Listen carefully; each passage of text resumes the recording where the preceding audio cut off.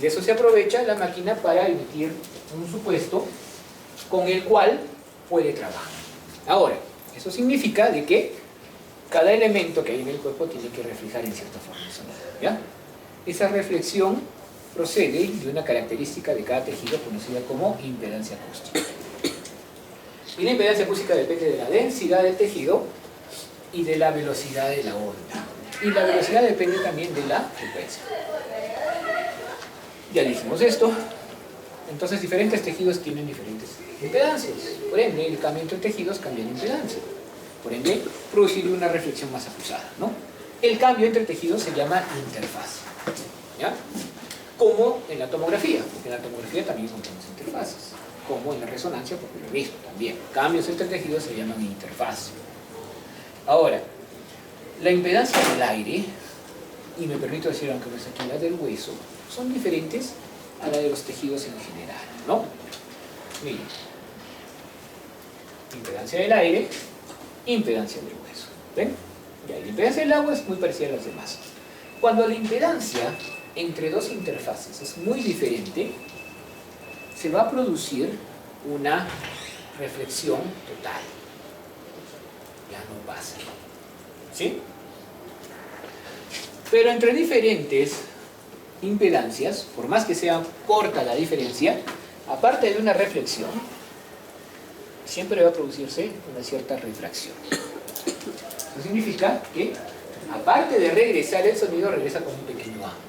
Y eso depende también de las impedancias y las diferencias de impedancia, ¿ya? Ahora, recuerden esto del hueso y del aire, porque eso es lo que significa. Que una vez que encontramos hueso o aire, que hay una diferencia de interfase, todo el sonido se refleja, o sea, ya no vemos nada por debajo. ¿Sí? Pero el aire está en todo. Ahorita estamos inmersos en aire. Así que si yo tomo mi sonda y la pongo acá, siempre va a haber una fina película de aire. Por ende, no voy a ver nada. Si algún día tienen la posibilidad de ver un ecógrafo, hagan la prueba. Lo prenden, ponen el transductor antes que los agarre el asistente, y van a ver que no se ve nada. Van a encontrar por ahí una botellita de gel de acople, le echan el gel y ahora sí se ve. Y el gel de acople lo que hace es eliminar el aire, porque siempre hay. Entonces, eso también. Siempre debe haber, no se malogra el ecógrafo, pero no hay imagen, ¿ya? Siempre debe de haber un medio entre el transductor y el cuerpo, si no, no se va a ver.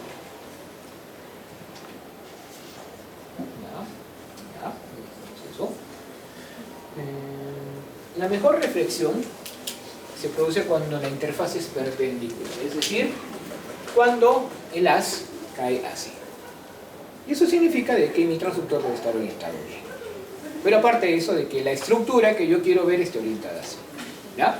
Es diferente en el Doppler, pero para la ecografía normal, digamos, tiene que ser así.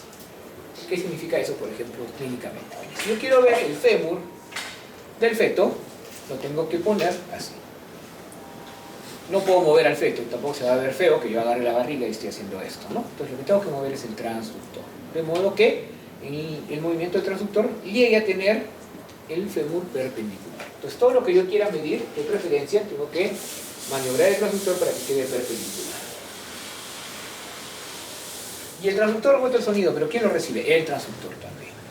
¿Por qué?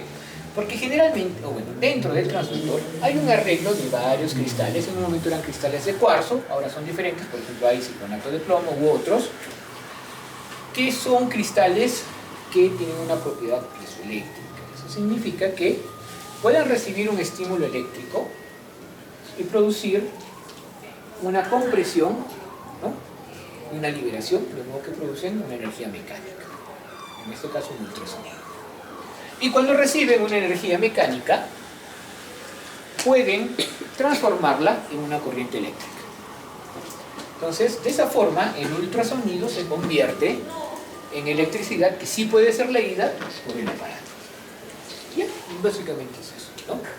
Ahora que los cristales son bien sensibles y no, o sea, tú lo haces así la transductor y ya sonó, y son $30.000, sí, pero en sí es un mecanismo bastante simple. La energía eléctrica pasa por ahí y se convierte en energía mecánica, o sea, sonido, y viceversa, ya está, ¿no?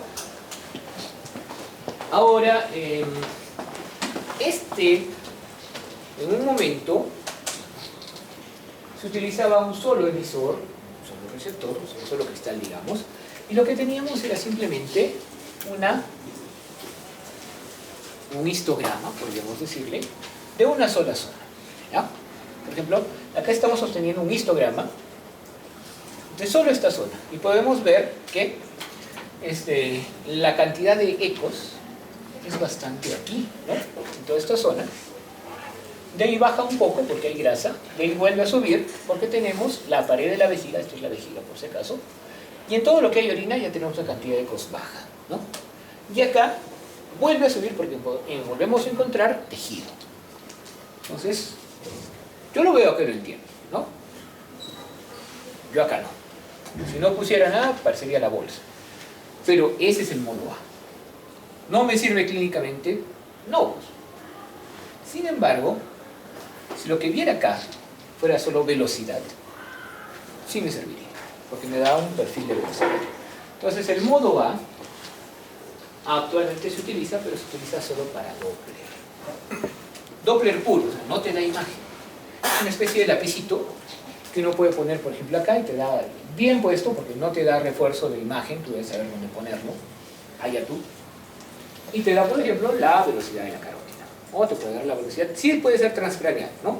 Porque esta longitud de onda no es tan, es corta, o sea, es larga, mejor dicho, no es una frecuencia muy alta, y sí puede pasar la tabla, si mal no recuerdo, para medir la temporal. Y es un Doppler. Pero clínicamente no me produce imagen. En cambio, el modo B, si bien también es lineal, ya al histograma, o bueno, al histograma de ecos, por así decirlo, le asigno una densidad. Entonces yo no veo rayitas, ¿no? Sino veo puntos. Sigue habiendo solo un emisor, un receptor, pero si yo hago un barrido, ahí sí tengo una imagen. Y eso es lo que pasaba con los primeros ecógrafos, ¿no? Tú hacías esto, y se formaba la imagen.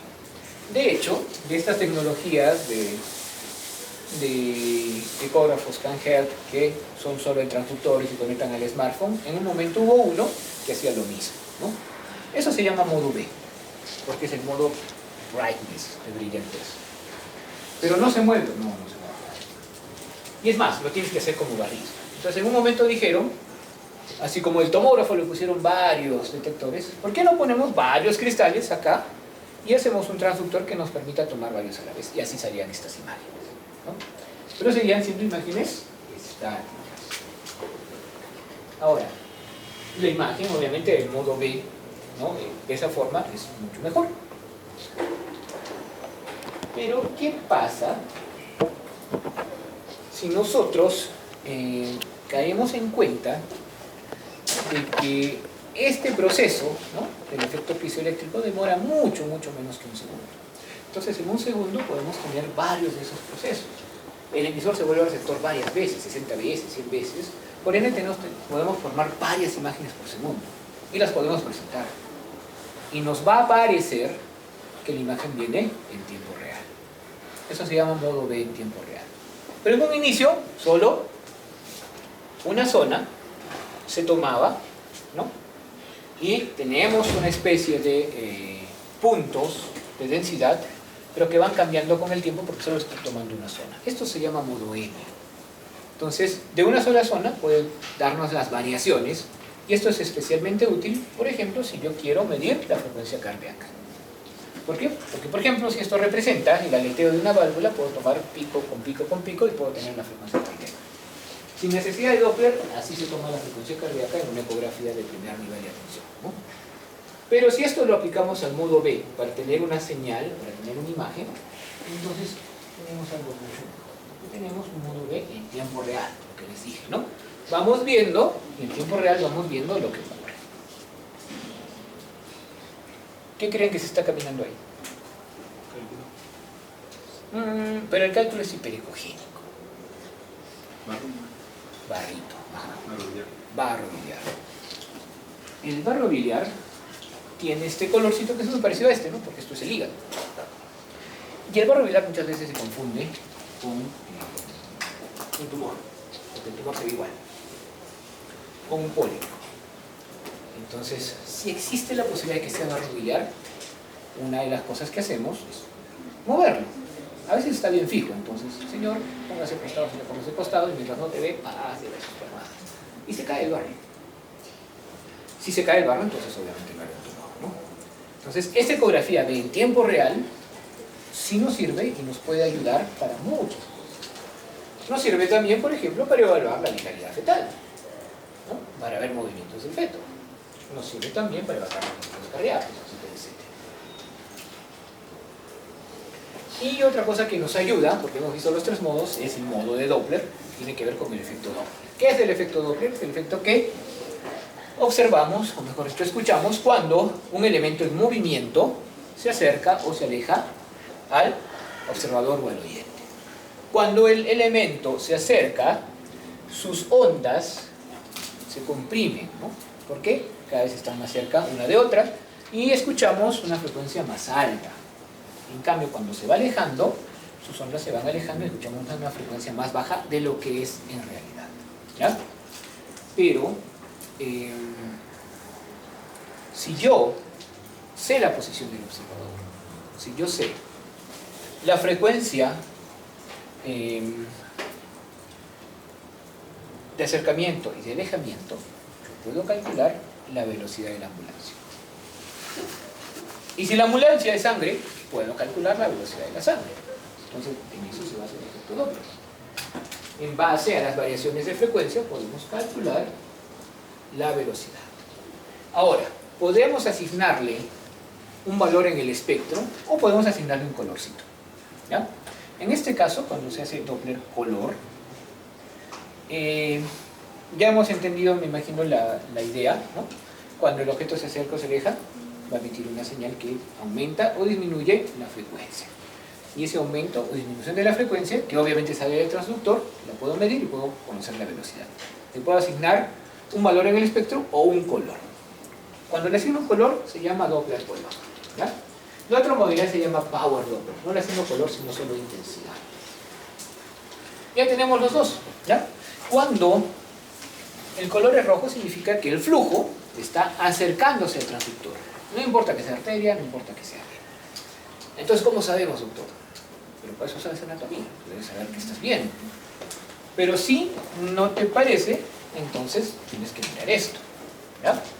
En el Doppler espectral ya le hemos asignado una cantidad de ecos y eso se correlaciona con una velocidad. Entonces, aquí yo puedo hacer varias cosas interesantes. Primero, puedo evidenciar que hay un pico de velocidad, ¿no? ¿Por qué habría este pico de velocidad? Hay un pico de velocidad cuando se produce una sístole. ¿Por qué? Porque los vasos son elásticos y transmiten el impulso cardíaco. Y en ese momento es donde aumenta la velocidad. Las venas no son elásticas, ¿no? Entonces, si bien es cierto, algunas venas tienen algunas ondas, no llegan a ser así. Por ende, ya con esto uno sabe que es una arteria. Y lo otro importante es que muchas arterias, en este caso es la carótida, siempre tienen un flujo. No importa que sea en sístole, no importa que sea en diástole. Por eso te cortas la carótida, fuiste, ¿no? Sangra. Nunca va a dejar de sangrar porque obviamente siempre tiene flujo. En cambio, si te cortas la arteria pedia, probablemente esto sea un poco diferente. Esto es importante también porque la arteria uterina generalmente tiene un flujo bajo. Pero en el embarazo tiene que disminuir la resistencia, tiene que tener mucho más flujo en diástole de lo que tenía normalmente para que el feto crezca bien. Entonces yo puedo evaluar por Doppler la arteria uterina y alrededor de la semana 12 y hasta la semana 21 debería existir este cambio. Si no, tenemos resistencia de la arteria uterina y eso es feo porque hay menos sangre. Cuando hay menos sangre hay menos oxígeno, por ende hay menos desarrollo. Sale un enano con retardo de crecimiento, puede salir una placenta envejecida y muchas veces eso es signo de hipertensión arterial con todo lo que eso conlleva, ¿no? Entonces así funciona el Doppler. Esto es solo Doppler color. Entonces esto, como ven, se acerca al transductor y esto se aleja. Y aquí no hay señal porque seguramente acá hay un trono. Para eso más nos sirve el Doppler color. Otra cosa más, me estaba olvidando, y me he vuelto a olvidar, así que cuando me acuerdo se lo digo. ¿Qué iba a ser? No está diciendo que bueno. Sí. ¿Se acuerdan que les dije que para ver una imagen, ¿no? Por ejemplo, este es una fascia, y se ve bastante bonita porque está perpendicular? El vaso no debe estar perpendicular. ¿Por qué? Se supone que el efecto Doppler es cuando el elemento se aleja o se acerca. Y si yo estoy acá, siendo el transductor, y mi sangre pasa así, nunca se aleja, nunca se acerca. Por ende, no emite una señal adecuada. El vaso debe estar algo angulado, siquiera al menos 30 grados. Y de ahí se puede aplicar un ángulo de corrección que solo hace la máquina para que nos dé, o la máquina tenga la sensación de que el vaso está así, ¿no? Y tener el máximo efecto. Entonces el vaso nunca está perpendicular. Pero cuando quiero hacer imágenes en modo de sí. Muy bien. Eso es lo importante, recuerden. Yo creo que eso se puede recordar. Los cristales de cuarzo, que ya son de otras cosas, pero que son emisores y receptores por el efecto piezoeléctrico. La frecuencia, a más frecuencia, mayor resolución, ¿no? Axial, pero menos capacidad de penetración de los tejidos.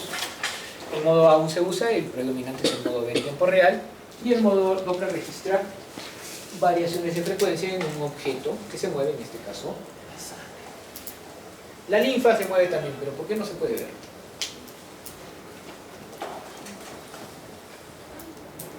Por falta de resolución. Son vasos bien chiquitos. Sin embargo, en ecógrafos de frecuencia alta, es posible ver el conducto torácico, ¿no? Cuando llega al menón yugulosubilable. Ya hay imágenes de eso. Utilidad clínica no tienen, obviamente, pero técnicamente es posible. ¿Qué utilidad tendrá el sistema linfático? O sea, ver la circulación del sistema linfático, pues eso queda como pregunta, porque en realidad yo tampoco le diría mucho. Para eso sería necesario investigar, ¿no? Cómo se usa, cómo se suele hacer. El problema es que el ultrasonido también tiene desventajas biológicas. Si bien es cierto, son menores que las de, por ejemplo, la radiación ionizante, también las tiene. ¿Sí? Y básicamente son dos, el efecto térmico y el efecto mecánico, en este caso la cavitación. La energía se refleja, pero también se cede a una partícula que va a vibrar. Y en toda esa vibración puede producir calor. Y además de eso, esa vibración puede hacer que se reordene el espacio de modo que se produzcan grietas que se van a llenar de agua, y merced a eso puede producirse una cavitación. Que de hecho es el efecto que se produce cuando usamos el detector. El ultrasonido de varios haces se concentra en una zona y produce la cavitación. Y cálculo chavo, ¿no? Se hace varios cálculos chiquitos y ahí puede salir. Con dolor, pero ya puede salir. Así que el ultrasonido puede producir esto. Sin embargo, en todo el tiempo que se ha usado, no se ha visto ningún efecto. Se va usando ya unos 70 años. A pesar de este perfil de seguridad alto, porque la dosis diagnóstica no es tan alta como la dosis terapéutica, y no saber de ningún daño conocido, se debe utilizar lo menos posible. ¿Por qué? Porque el principal usuario del ultrasonido sí es bastante sensible a esas cosas. No es, son células de crecimiento, y sí podría ser sensible. Les vuelvo a repetir, nunca se ha demostrado un daño causado por el ultrasonido. Pero actualmente el ultrasonido se usa muchísimo más. Por eso debemos usarlo lo más bajo que se pueda hacer razonablemente, ¿ya? ¿Y eso qué significa? Primero, controlar la energía empleada en el estudio. Es decir, que si yo no necesito Doppler, no le pongo Doppler. Y esto más ateniéndose al tema del efecto, ¿no? Si no hay necesidad de ponerle Doppler, no le pongo Doppler. Si yo le quiero poner Doppler solo por escuchar los latidos, no está tan bien que digamos. Con un modo M normal. Cuando yo necesito Doppler, y Doppler pulsado, y Doppler color, cuando hago exploraciones que ya no son de primer nivel de atención, ¿no? El reflujo arterioso, el índice de resteras uterinas, las umbilicales, la tricuspidia. Hay un montón de cosas que sí necesitan Doppler, pero ya son cosas más avanzadas. Y eso tiene que ver con el usar una técnica de exploración adecuada. Yo no soy el capo de la ecografía para querer hacer la translucencia nucal a un fetito que está todo bien y encima estoy en mi posto. Porque probablemente no lo necesite. Y encima la mamá tiene 22 años. ¿no? No hay ningún factor de riesgo, no hay nada en la familia, entonces no voy a someter este fetito a 20 minutos más de exposición al ultrasonido solo porque yo quiero, ¿no? Hay momentos, hay indicaciones y hay que usar la técnica adecuada para evitar pues, estar mucho tiempo ahí. Y eso tiene que ver con usar la sonda de mínima frecuencia posible. Por ejemplo, una sonda abdominal puede ser de 2, de 3.5, de 5 MHz y generalmente la sonda tiene la capacidad de cambiar entre esas frecuencias. Si no necesito que sea de 5, no la uso. Lo estándar es usar de 3.5. Si es muy gordito, de 2. Porque sí baja la resolución, pero a nada, no tenemos la de 2. Entonces hay que ver eso también. Disminuir el tiempo de exposición, ya lo dije, y en los niveles mínimos posibles. Porque todo eso tiene que ver con los factores de los que depende el daño y también con esto. El punto focal es una capacidad que tiene la máquina de enfocar el ultrasonido en cierta región, ¿no? De profundidad. Donde lo enfoque va a haber más cantidad todavía de energía. Entonces hay que tener cuidado con eso. Una cosa es hacer una exploración de 10 minutos con un fetito y otra cosa es hacerla de 1 hora. Entonces hay que tener cuidado con eso, a pesar de que se ha demostrado que no hay daño, pues no queremos ser los que descubramos que ese daño puede ser real, ¿no? De todas maneras, la ecografía sí tiene limitaciones. Una de ellas es que una vez que hay aire o eso, ya no vemos nada, ¿no? Y que es muy operador dependiente. De repente sí se puede interpretar fácil una vez que lo conoces, ¿no? Aunque debes conocer la lesión que estás buscando, porque si no, no la vas a encontrar. Pero para sacar imágenes buenas sí necesitas una prueba de absolución, ¿ya? Y es más o menos entre 6 meses a 1 año, solo para la ecografía. Y la legislación que tenemos permite que los médicos cirujanos puedan usar ecografía y puedan hacer ecografía con la capacitación adecuada. Y eso es lo importante, ¿no? Por más que seas ginecólogo, igual tienes que tener la capacitación adecuada para utilizar. Porque la ecografía se usa en ginecología, se puede usar en uro, se puede usar en cirugía, se puede usar en UCI, etcétera, etcétera. Pero sabiendo lo que haces. Y cuando sabes lo que haces, pues tienes todas las ventajas a tu disposición. Una resolución muy buena, que es comparable a la de la resonancia en ciertos momentos. En una exploración, por ejemplo, de músculo esquelético lo puede ser. Una exploración en tiempo real que nos permite el uso en el point of care, así como la técnica de FAST, ¿no? Que lo que vamos a hacer es evaluar 4 cuadrantes para ver si hay líquido o no. Y eso nos ayuda a decir si hay un traumatismo abdominal cerrado que requiere sala de operaciones o no. La disponibilidad, y para todas esas ventajas es un precio relativamente económico. Nadie les va a decir que se compre un ecógrafo de $200,000, $300,000 pues, para la posta, pero hay ecógrafos de $10,000, de $15,000 que son muy decentes para lo que uno quiere hacer. Básicamente, despejar dudas diagnósticas. Es muy plástica y dinámica la ecografía. Esa es una de sus ventajas. Muy bien. Y para terminar con el tema semiológico, pues eso sí es rápido. Cuando nosotros vemos una imagen, vemos que una parte es más blanca y otra parte es más oscura, ¿ya? Lo que es oscuro se denomina anecogénico y generalmente es líquido. Lo que es muy brillante se denomina hiperecogénico. Lo que es isoecogénico es una ecogenicidad media, y el hiperecogénico y el hipoecogénico siempre es comparado a esa ecogenicidad media. ¿Ok? Un mismo tejido puede ser isoecogénico, hiperecogénico o hipoecogénico, dependiendo de ciertas características. Por ejemplo, el músculo, podemos decir que tiene una ecogenicidad media, pero si tiene edema, por la cantidad de líquido se va a volver hipoecogénico. El hígado, lo mismo, ¿no? Un hígado con hepatitis se vuelve algo hipoecogénico. Tal vez no se note mucho, pero hace que realcen las estructuras que son ecogénicas y se vuelven hiperecogénicas. Como la vía biliar. Y en cuanto a las lesiones obviamente pueden ser pues, isocogénicas, hiperecogénicas, hipoecogénicas, con bordes delimitados, bordes poco delimitados y obviamente un tamaño. Dentro de las lesiones, vamos a hablar de estas, que es mucho de lo que se encuentra. Si encontramos una lesión de una ecogenicidad, ¿cómo sería esto? Anecogénica, muy bien, porque aquí estamos viendo varios grados de ecogenicidad y yo diría que la ecogenicidad media es esta, ¿no? Esto sería más hipoecogénico y obviamente esto sería hiperecogénico. ¿Con qué creen que se relaciona eso? con fascias y aponeurosis. ¿Ya? Lo de abajo es grasa. Y esto básicamente es tejido mamario. Acá hay parte de músculo, perdón, pectoral. Y estamos viendo una imagen anecogénica bien delimitada, redondeada, ¿no? Las imágenes que contienen líquido se conocen como quistes. Y si es bien delimitada anecogénica completamente, se llama quiste simple, ¿no? Para diferenciarlo de los quistes complejos, que pueden tener paredes gruesas, tabiques internos o zonas ecogénicas internas, ¿ya? Ya que sea que tengan Doppler o que tengan Doppler o que no. Todo eso se denomina quiste complejo. Y es una forma de denominarlo y ya tiene que ver con la experiencia y el juicio clínico que puede ser. ¿Por qué?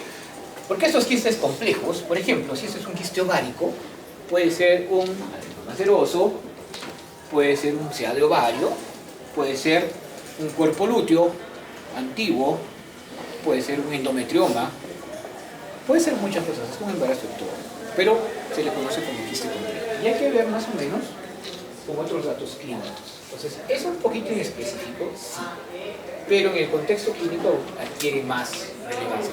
Por ejemplo, el hecho de que esta imagen ecogénica tenga Doppler. Eso significa que es tejido sólido, ¿no? No es ninguna colección, ningún hematoma organizado. Por ende, eso sí es un tumor. Y complejo y así, lo más probable es que sí sea un carcinoma. Ahora, hay lesiones hipoecogénicas, pero bien delimitadas, ¿no? Sigue siendo mama, acá hay grasa, se nota, ¿no? En las partes de retinácula cutis, acá vemos toral, sigue siendo, pero esta lesión es hipoecogénica, ¿no? Tiene zonas anecogénicas, pero predominantemente es hipoecogénica porque esta sería la ecogenicidad media. Le ponemos Doppler y vemos que tiene flujo interno, entonces obviamente es sólido. Pero hasta ahí sería bueno que sepan. Si quieren saber un poquito más, tiene un artefacto que se llama refuerzo posterior, tiene refuerzo de reborde, está bien delimitada y cumple unas cosas bastantes, o no cumple, mejor dicho, bastantes de los llamados criterios de Kobayashi, que son unos criterios para evaluar si lo que veo en la ecografía de mama es un cáncer o no. Y no tiene básicamente ninguno de los criterios de Kobayashi. Entonces yo podría decir con gran margen de seguridad que no es un cáncer de mama. Entonces, ¿qué sería? Porque es sólido.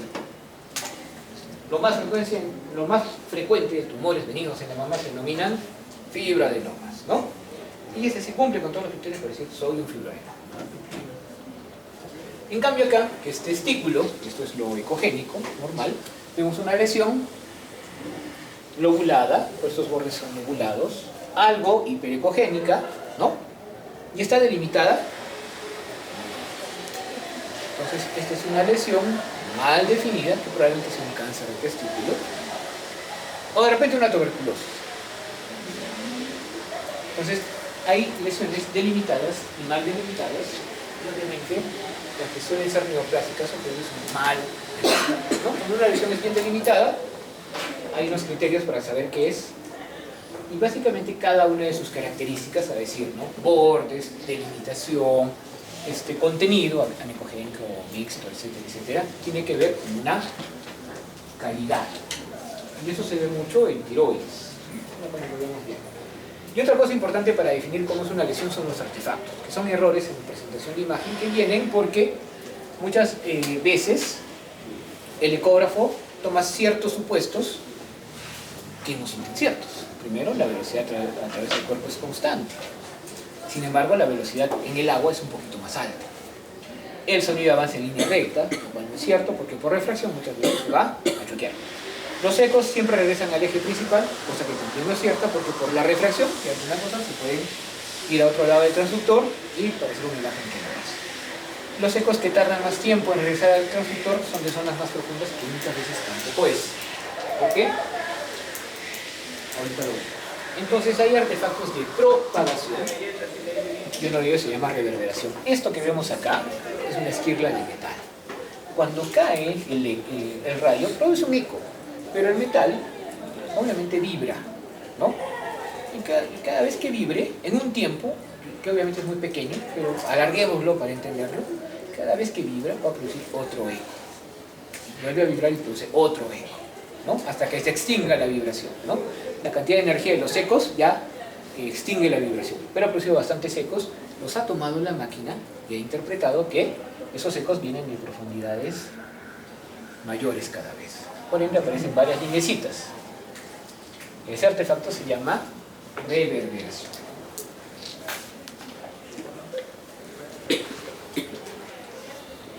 Por otro lado,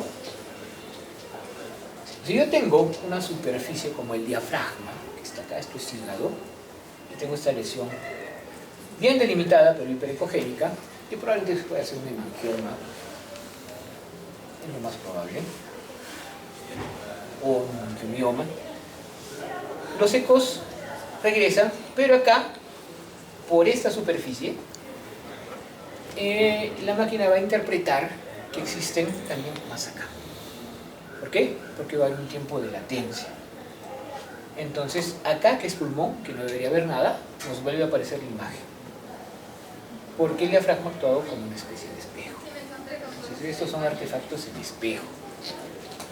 Ojo, por esas refracciones hay muchos artefactos de propagación, obviamente. En este caso, los ecos vinieron por refracción, llegaron a otra parte del receptor, el transductor, y el transductor interpreta, entendiendo que todo viene en línea recta, que esos ecos están a este lado. Y aparece el llamado artefacto del lóbulo lateral, que aparece mucho en la próstata.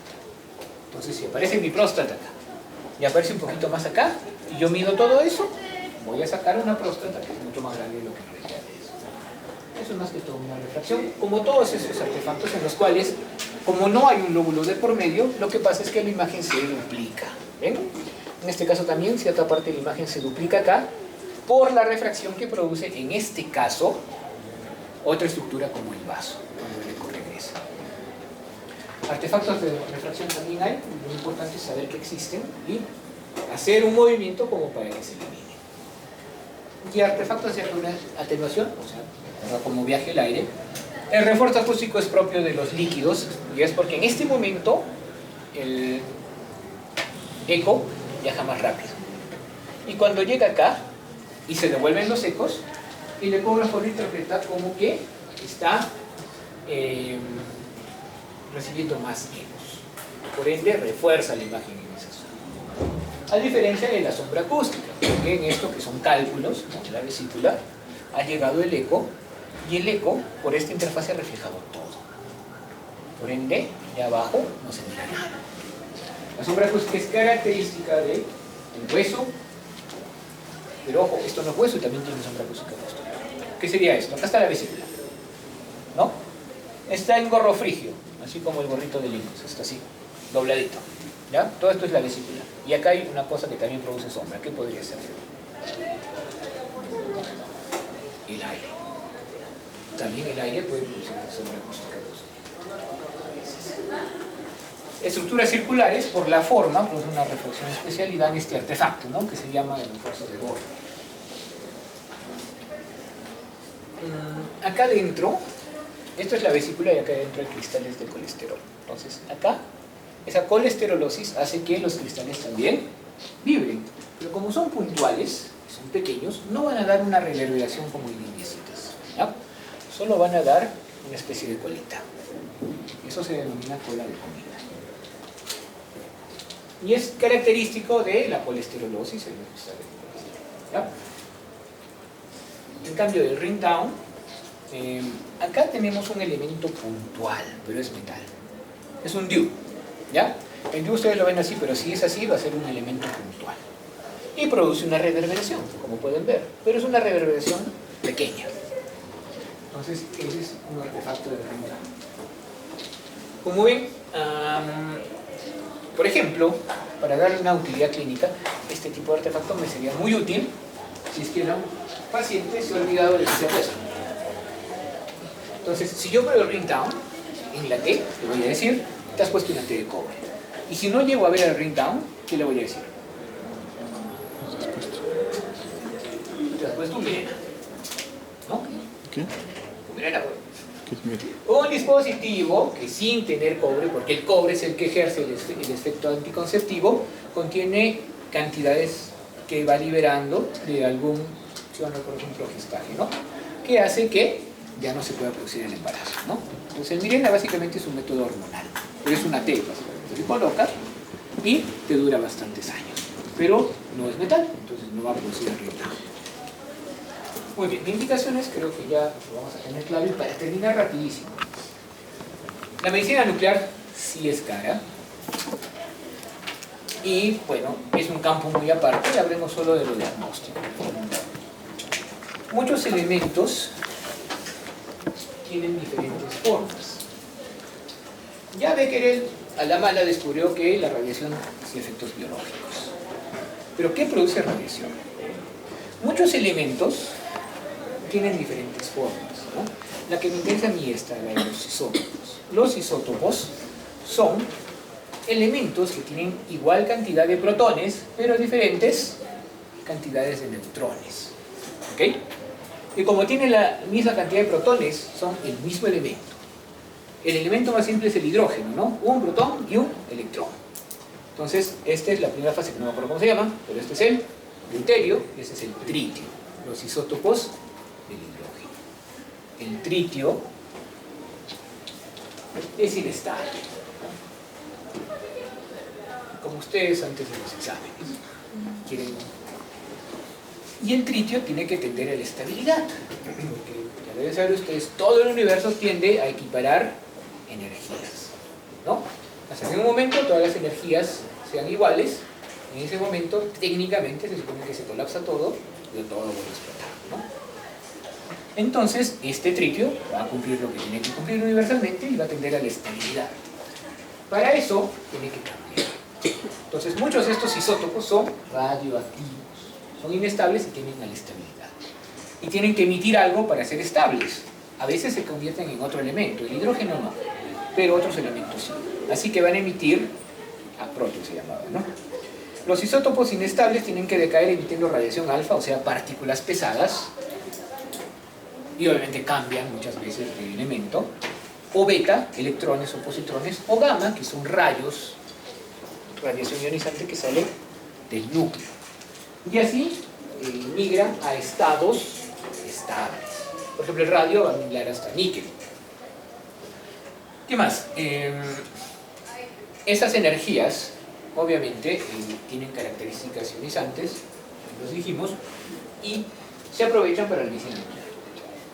Los radiofármacos son isótopos, o sea, radionúclidos, que tienen una sustancia más para que puedan tener alguna propiedad dentro del cuerpo. Como por ejemplo la 18-FDG glucosa, ¿no? ¿Por qué? Porque es glucosa marcada con flúor 18. Nada más. El flúor 18 es el radionúclido y el radiofármaco se forma al combinarse con la glucosa, porque hace que esta glucosa sea absorbida por tejidos ávidos de metabolismo y los marca. En el momento que el radionúclido entra al radiofármaco, se vuelve marcado, ¿no? Sin embargo, el más común no es ese, sino el tecnesio 99, ¿no? Que se utiliza para casi todo. ¿Por qué? No por su energía, que es una energía adecuada, sino por el tiempo de vida media, 6 horas. Y porque es relativamente fácil en un reactor de conseguir. En un reactor pequeño, simplemente hay no me acuerdo si es molibdeno padre, que está en un círculo de metal, y va saliendo el tecnesio metastable, atraído por un coloide, y se va sacando simplemente. Entonces, relativamente es fácil de producir, a diferencia de otros. Por ejemplo, el flúor, ¿no? O el oxígeno que se usa para algunos tipos de PET, se tienen que hacer en un ciclotrón, ¿no? Y obviamente cuestan más. Casi el 80%, 85% de los radiofármacos usan tecnesio 99. Y el radioisótopo es importante, pero también el elemento al que se una. Por ejemplo, el yodo 131, que no está unido a nada, por transporte activo, simplemente entra a las células de la tiroides y produce tanto un efecto diagnóstico, porque nos puede marcar metástasis, dado que el cáncer de tiroides generalmente no es tan desdiferenciado, no se parece mucho a la célula normal, o terapéuticas porque va a destruir las células, ¿no? No solo en cáncer, sino en, por ejemplo, en Hashimoto o cualquier otro hipertiroidismo, ¿no? Manejar un hipertiroidismo con metilmazol, por ejemplo, u otras cosas, es bien complicado. Entonces, más fácil es manejar el hipotiroidismo. Entonces, ante un hipertiroidismo, lo que se hace es yodo, viramos a hipo y se maneja con levotiroxina mucho mejor. Bloqueo capilar, por ejemplo, es cuando un radiofármaco es coloide y emboliza capilares. Si este radiofármaco no llega a los capilares, obviamente no emboliza y no marca. Entonces, si hay una embolia o un trombo en un vaso venoso, por ejemplo, o una embolia en una arteria, todo ese territorio de capilares no se va a embolizar, no se va a marcar. Es el principio de la gamografía de perfusión. La fagocitosis, algunos, para estudios hepáticos, las células del sistema retículo endotelial van a fagocitar algunos radiofármacos marcados.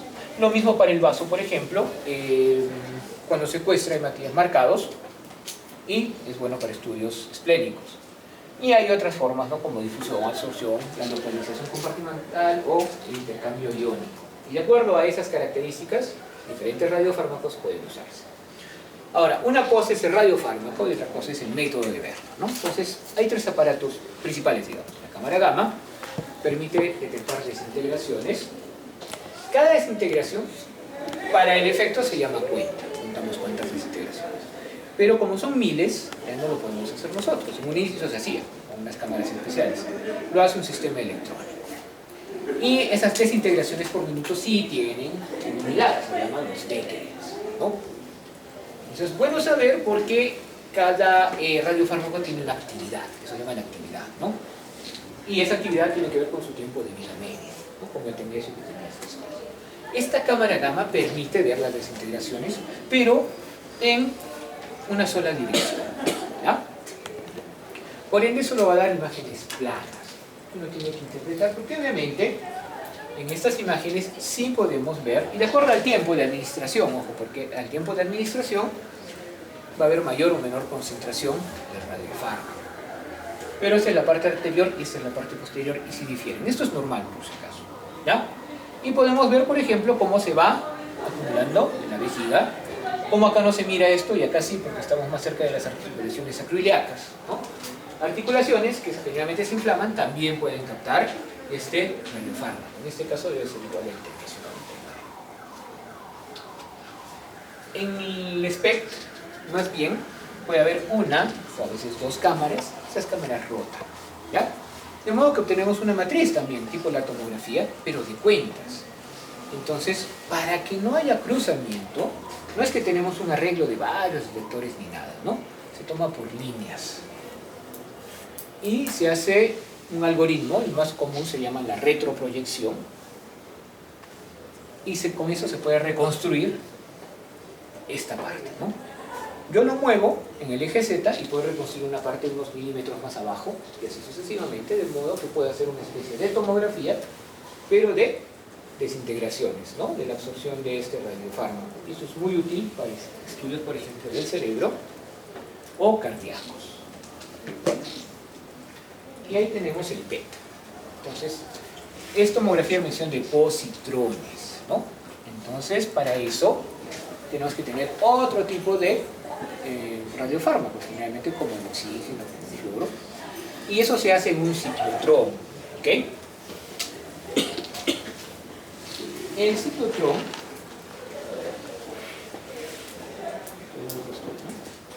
ciclotrón va a producir el elemento que necesitamos, ¿no? De ahí tiene que pasar al laboratorio de radioquímica para ver que sea un elemento con una actividad adecuada y se le agregue el radiofármaco, se marque. Y de ahí recién viene a la cámara. Y la cámara, obviamente, pues puede producir, ¿no?, las puntas de los positrones y tienen imágenes de mucho mejor calidad, como podemos ver aquí. Ávidos de glucosa, tejido cerebral, corazón, y obviamente esto es por la eliminación del radiofarmaco. Sin embargo, eso no es PET-CT. PET-CT es esto. Porque aparte de eso, se toma una tomografía a la antigua y se fusiona, ¿no? De modo que ahí, ya en un espacio más reconocible, me permite ver que en este caso hay imágenes de gran captación en hígado. Y esas ya son metástasis. Y alguna por acá que se debe deber a una metástasis también, lunar. Porque son áreas de una captación elevada. Como ustedes pueden ver, el cerebro tiene captación, el corazón tiene captación y el hígado tiene captación. Entonces se debe conocer la captación normal del órgano para compararla con la captación que encontramos. Pero también podríamos utilizar una resonancia para eso. No es que tengamos que utilizar una tomografía. Y con la resonancia hacemos la fusión y obtenemos también imágenes de muy buena calidad. Ahora, estos estudios tienen su mayor mercado en los estudios funcionales. Terapéutico es otra cosa, ¿no? Ya lo veremos después. Los estudios funcionales, sobre todo cuando la alteración no es evidente de forma morfológica. Como por ejemplo en una tromboembolia pulmonar, ¿no? Ahora, la angiotema es muy buena, pero antes el estándar, porque es mucho más sensible y específico, es la gamografía de ventilación y perfusión, ¿no? Justo por ese tipo de cosas. Y recuerden, muchas veces en una radiografía, ¿verdad?, no se mira, ¿no? En estudios oncológicos obviamente sí, en estudios de tiroides tanto funcionales como también para cáncer de tiroides, cardíacos, y ya hablé de los estudios de ventilación y perfusión. Muy bien, recuerden las imágenes y con nosotros no hay problema de las elecciones ni nada. El examen es igual del miércoles. Me falta que me confirmen las aulas. Si son 6, entramos todos. Si son 3, es un turno y otro turno. Pero ADC son primer turno y este es un segundo. De todas maneras, programen su tiempo entre las 4 y las 6 de la tarde del miércoles. Y solo recuerden que el examen va a ser bien diferente a las evaluaciones continuas. Las evaluaciones continuas son bonitas. Muy bien, chicos, y con eso terminamos. Nos vemos el miércoles.